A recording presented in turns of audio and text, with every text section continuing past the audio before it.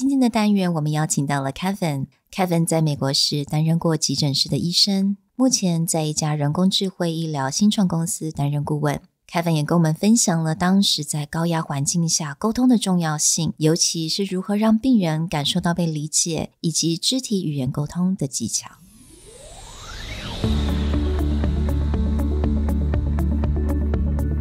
Hello， 欢迎来到 Executive Plus 主管与沟通力的 Podcast。I'm Sherry, an educator, certified coach, and style enthusiast. 我相信专业有效的沟通是语言跟逻辑的完美结合。And I'm Nick, a startup consultant, corporate trainer, and late-night gaming junkie. I believe great communication requires the right mindset and solid frameworks. 我们希望带给大家职场英语的技能、跨文化沟通技巧与其他能帮助您成为出色领导者的工具。Join us each week as we share our experience, research, and methodologies to take your communication and language skills from good to great.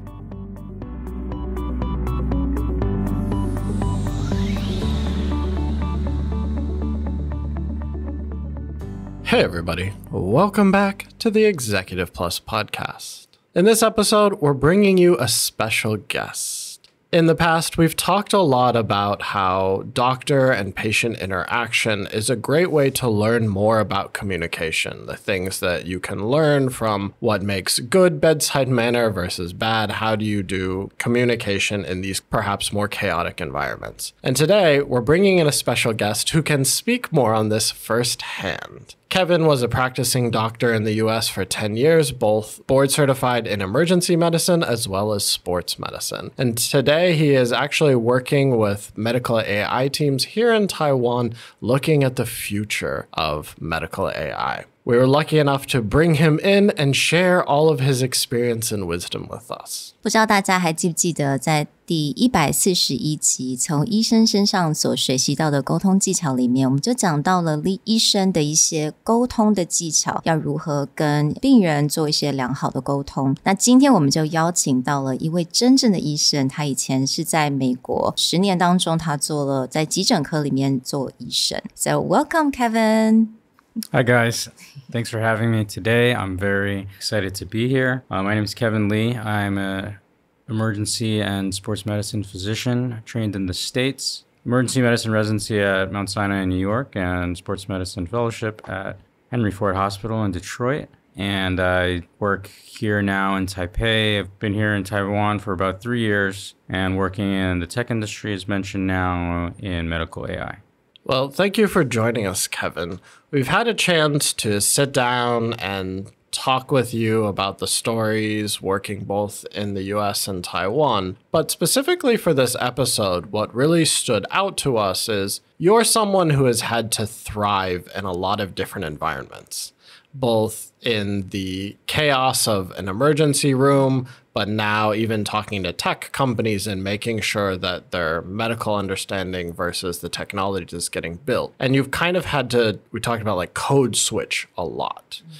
Could you tell us a little bit more about how you think about communication and code switching in order to get the best information across?Yeah, I think that's really interesting. As far as code switching and as far as making patient or whoever you're speaking to, whoever that person on the other side of the conversation, to make them feel comfortable and also for them to trust you, I think a lot of the time involves speaking in their language. And so that can be anything from as literal as you're actually speaking Chinese,Mandarin versus Taiwanese versus English, business language versus the way that you talk to your salespeople compared to the way that you might be talking to your engineering team is going to be different. And so not only does this come up a lot, in the emergency department or in the hospital in general, but I think this is something that we can learn from for anyone in terms of, succeeding in the workplace.那刚刚他们讲到了 code switching， 那 code switching 它其实它的中文是语码转换的意思。那其实简单来讲 code switching 就是我们平常在生活当中，可能我们在一个很专业的 environment， 但是我们必须要跟不是那么专业的人来做这个沟通的话，那我们可能要在我们的语言、我们的 phrasing 上面可能要做一些转换，或者可能甚至是语言，我们可能掺杂了不同的语言，中英啊都使用啊，这样也算是一种 code switching。那我觉得 code switching 真的在一个 doctor-patient 的一个 relationship 当中真的是非常的重要。And I remember talking to you earlier, you talked about this really fun story that happened in Uganda, right?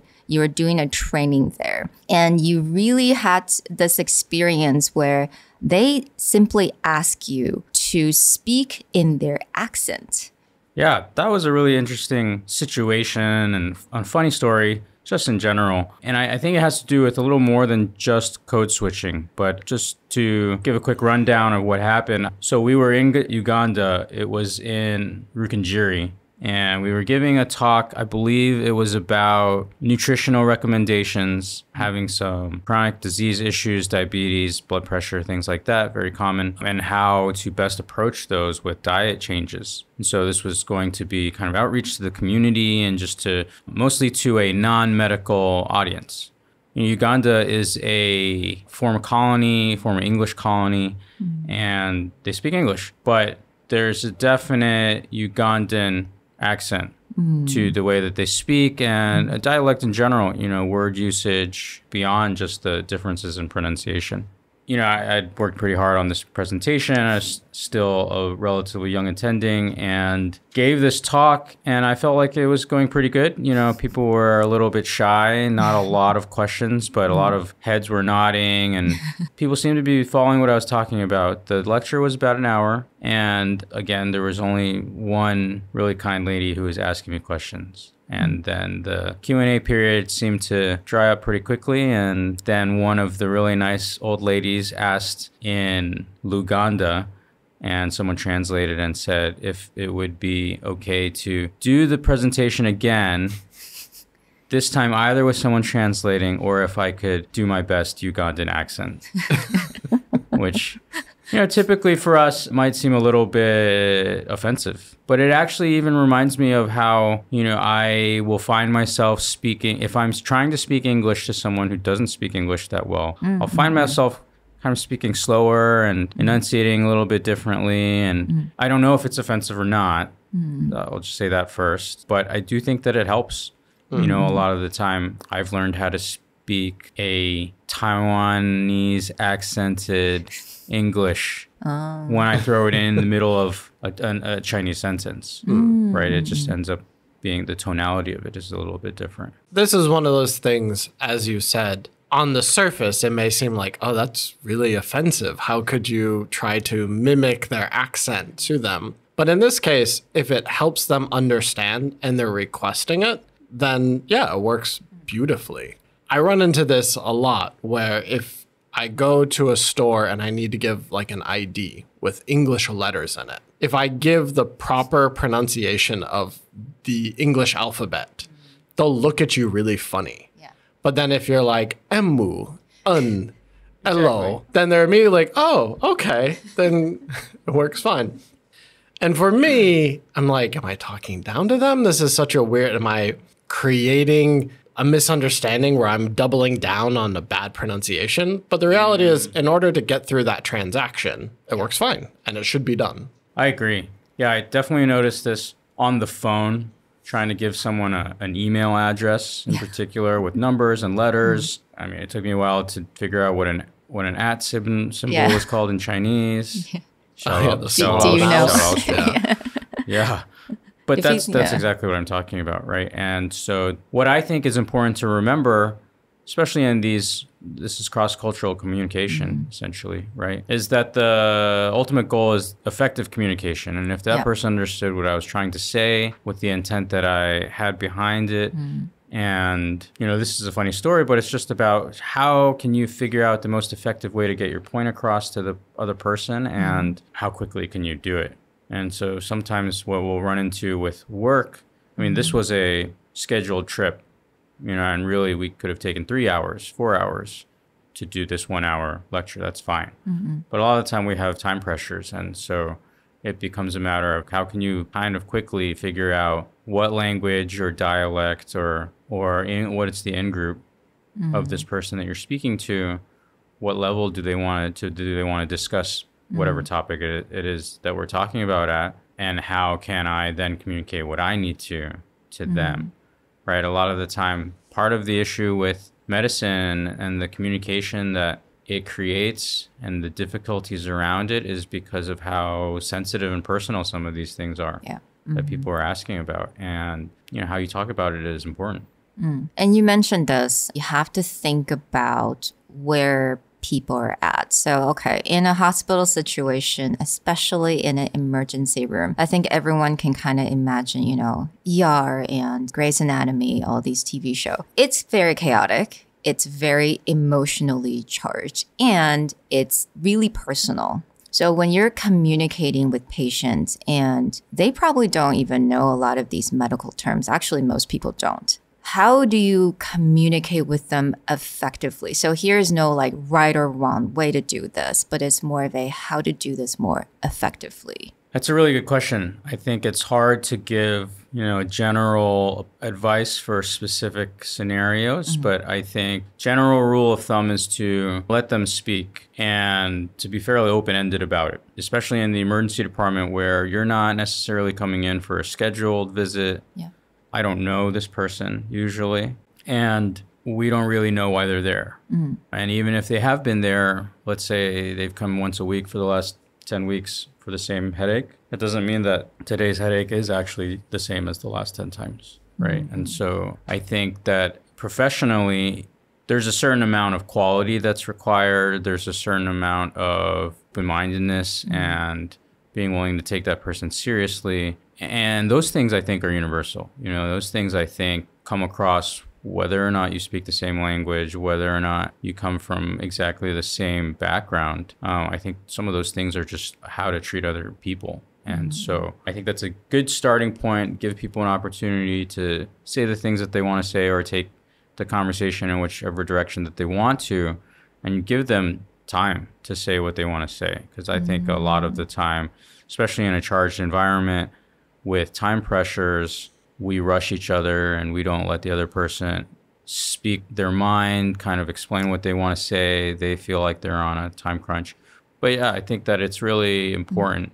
It's really hard to do, because there is no real place in a rapid fire kind of SOP type approach, which a lot of the time is what's rewarded. But I think the most effective communication will come with giving people a chance to express themselves the way they want to. I'd be curious, did you have any tips or techniques or anything that you would do? Because I think, especially in an emergency room, probably the person coming in is coming in with their own mind being a little bit hectic and just dumping information. But when you're trying to gather the key data or choosing the key questions, did you have a way to kind of calmly extract or narrow down what they want to say so that you can get enough information to do your job? That's a really interesting question.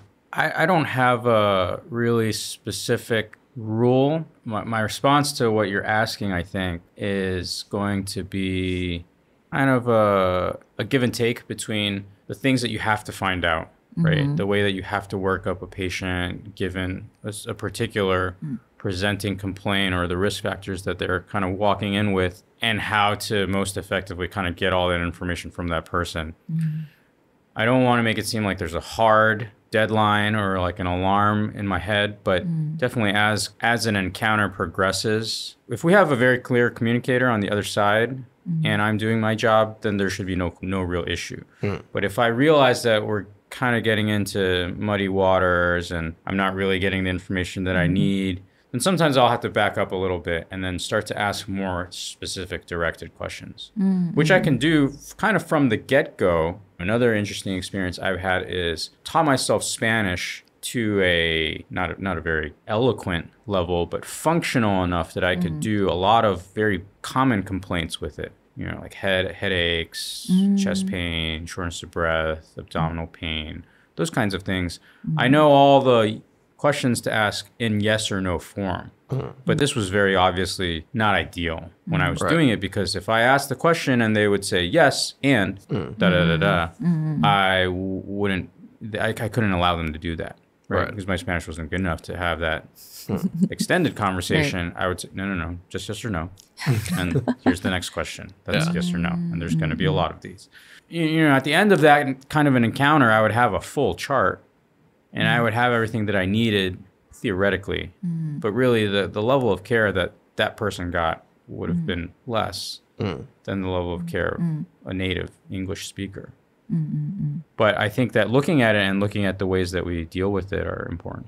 I'm actually really curious because I want to go a little specific to, let's say, in an ER situation. And if anyone had been to ER before, you know that it's a very chaotic situation. So let's say people come in and they are frantic. They're completely emotional. They cannot really express thoughts logically. How do you calm them? Do you say, hey, calm down? Or do you say anything to them? Or do you gesture anything to kind of help them to just be a little bit more calm so they can actually answer your yes and no question? That's really difficult, especially given the environment. I think it'll come down to, or the way that I would take a particular approach would depend on how quickly I need information and what do I need from that person, right? So if we're talking about someone coming in who is critical, actively getting resuscitated from, let's say, a car accident, and someone else a relative was in a car that was following and they're on scene and now I need information from this person, I will try to be very directed about that and say, this is right now, your loved one is very sick and we need this information. So let's just stick to that.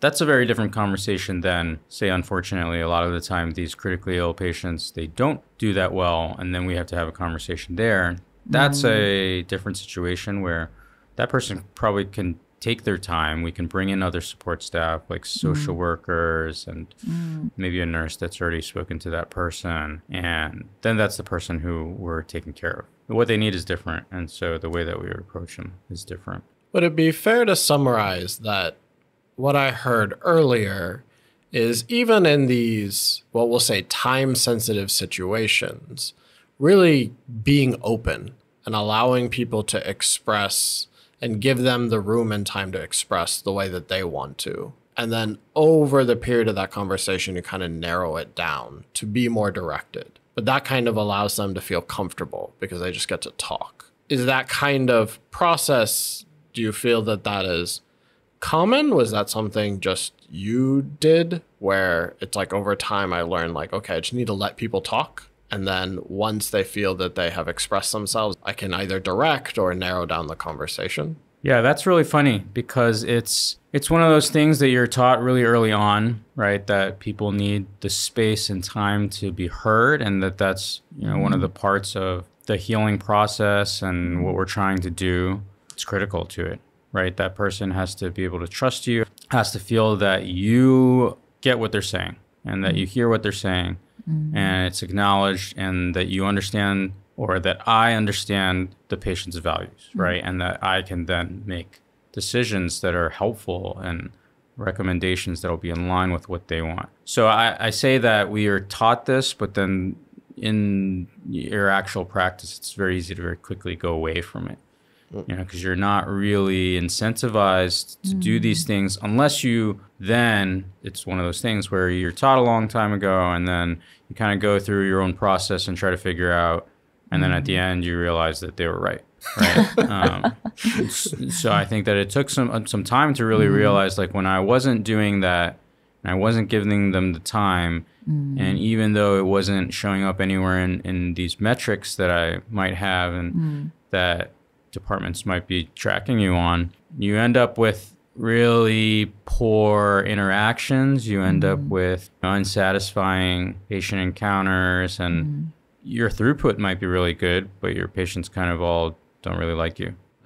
So I think you brought up something interesting, which is the metrics you're being measured on might be like how many patients you get through or you process, how many, like what's the average processing time? How often are you right? But there's probably not a statistic like how much did you actually listen to the patient and what difference did it make for them? That's something maybe you have to find out later, right? Right. Yeah. I mean, those things we can find out sometimes in post-encounter surveys and things like that. There's something they use a lot in the United States called the Press-Ganey survey. It's kind of about customer service and at least the patient's experience of what their whole encounter was like, which I think is important. I think it's important to really consider the patient's experience and how the whole process is for them and whether or not it's therapeutic. What matters is it's still going to be your approach to it, right? There are some people who are like KPIs are the only thing that matter, right? If we are not measuring it, then we can't improve. And if it's not being measured, it doesn't exist. For me, over time, as I progressed in my career, what was most rewarding were decisions that I had to make in the art of medicine much more than the science of it. After a while, it gets fairly algorithmic. Like if you've seen certain things a few times, like there's only so many ways you can approach it. There's only so many options that you can provide as far as treatments. I think that it's very important for you to decide what you want to get out of these things beyond what the metrics are. And I think that matters even in non-clinical situations too, right? Like you have a certain goal, certain job you're trying to accomplish, but beyond that, right? Communicating and interacting with other people, having people feel heard and feel seen, I think is more than just about treating their blood pressure. So like a good outcome may not just be measured by the, like you said, the scientific or the medical outcome, but actually that experience. Did they enjoy the process or did they feel hurt? Right, exactly. And I don't want to get too into the weeds here and beyond it, but especially when we're talking about tech and especially when we're talking about these advances and scientific approaches and things like that to medicine, that I think it's important to remember how little that we actually can affect a lot of things, you know, as far as the inevitable decline of our bodies and the fact that we will all interact with the hospital system at some point, to kind of appreciate that part of it and what we can kind of do for each other. So it's a little philosophical, I guess. It is. It gets deep. Actually, so we've been talking a lot about verbal communication. I'm just wondering, do you think body language is also important when it comes to patient-doctor communication? Yeah, I think that body language is really, really important because we have so little time with the patient to the point where sometimes the patient doesn't even remember that you were there with them. That I think that any extra strategies that we can use to really communicate with this other person is really important. And because so much, I think, of what's important in communication between a provider and a patient is emotional and it's what is felt, I think that body language really plays a huge part in this. And I think also, you know, as an aside, that's why people are a little bit hesitant about telemedicine and technologies and things like that, because it removes some of that. Right? Like if you're doing consultation just by phone, we know that that's different than something with a visual component. And then that's going to be different if, you know, I'm physically there and I can sit down with this person and I can touch them, right? Regardless of whether I need to. I mean, that's become a really big part of the whole therapeutic process, right? To put your hands on someone, to have contact, physical contact, that can be very intimate for some people, right? Like there are some people who go their entire, I don't even want to say day, their entire lives without really touching other people. And I think that this is really important. So as far as body language goes, you know, sitting down is something that we're taught. It makes the other person feel like you're not rushed. You might spend the same amount of time with the other person, but if you sit down versus if you're just standing there, they'll feel like you spent, I don't remember what the statistics are, but an extra minutes, I think, a couple minutes. And, you know, in general, I think whatever you can bring on board to add on to support what you're saying, it makes these fairly brief encounters feel more genuine and real and trustworthy for the patients, right? Because they don't know you. They might not understand anything about you, you know, culturally, even language-wise in the United States. I mean, a lot of time we have a lot of immigrants on both sides of the provider-patient relationship, right? And so the more of these strategies we can recruit and really kind of throw into the mix of saying, hey, these are the things that I feel, these are the things that I care about. Those things include you and how you do here today and going forward. I think that's the most important thing that we're trying to communicate there. or that should be important. And I think a lot of where modern medicine misses the mark is in this right here, is right in that interaction with the patient and in the communication of that message of we care, I care, and what you're going through is not that unique. I think that those are all really powerful and strong and important. Yeah, I really love that because we always talk about the 3 questions, right? When it comes to communication, it's what do you want the audience to know? How do you want them to feel? And what do you want them to remember? And feeling, it's such a strong part of it. And especially in a hospital because it's emotionally charged. And you also want, and you mentioned that you want the patient to feel like it's a unique experience, right? That's really powerful. Thank you. Yeah. And I think that another thing related to that is understanding where we are. And so when we're in that environment, and I don't necessarily just mean physically, so emotionally, it's very difficult. It's charged. It's something they've never done before. Your brain is not necessarily processing it very effectively. So I like to recruit other people. So it's always best when there are other people in the room, right? When that patient has family. And so you can maybe get another adult and you can kind of get them on board with the plan that you discussed and kind of what happened today and that kind of a debriefing. I mean, it'd be great if everyone could get that.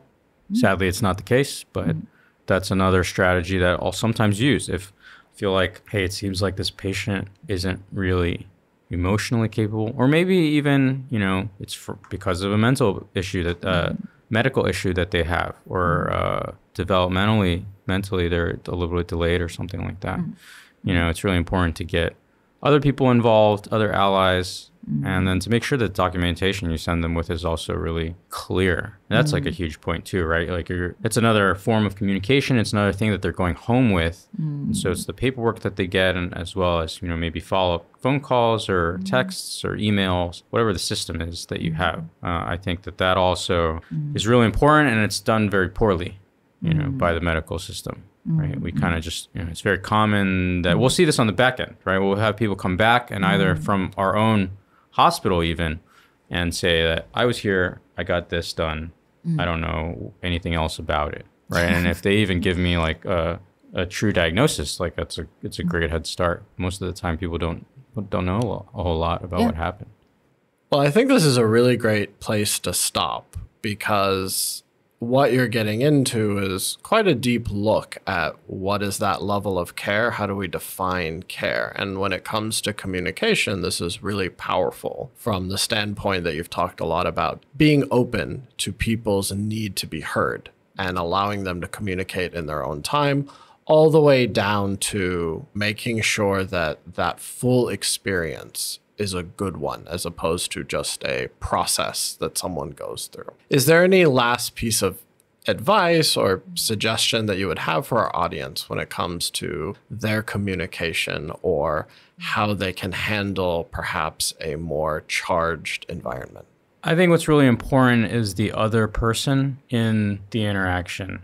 I think that ultimately you have to constantly be aware of how what you're saying is being interpreted and whether or not you guys are really on the same page. And so for you as a communicator, or for me as a communicator, I might be really proactive about repeating what other people have said to me and kind of reflecting back at them, but in my own words to kind of show that I understand, but also trying to get them to acknowledge I am understanding what they're saying. And so it's incumbent upon you, if you're directing this interaction, to make sure that they're with you and not end up like I did in a lecture, like an hour in before you realize that no one was really following what you were saying, right? I think that as we get more experience, that process can get quicker and you can kind of realize when you've gone off the rails faster. But sometimes you just need to go through that whole process, and that's the only way that you'll learn, and that's okay. So I love everything you said about just making sure that everyone is on the same page and try to ask questions or even paraphrasing what the other person had said so that you can both like acknowledge where you guys are at. And I think that's really important when it comes to communication, but also in a very emotionally charged situation. So thank you so much, Kevin, for coming today and share with us all your experience, and hopefully our listeners can can take all of this and apply in their workplace. Let us know what you guys think. If you have any questions or follow-ups that you would like to hear more about Kevin's experience or his advice, please let us know on Executive Plus Facebook or Communication R&D IG, and we'll talk to you guys next time. Bye. Bye.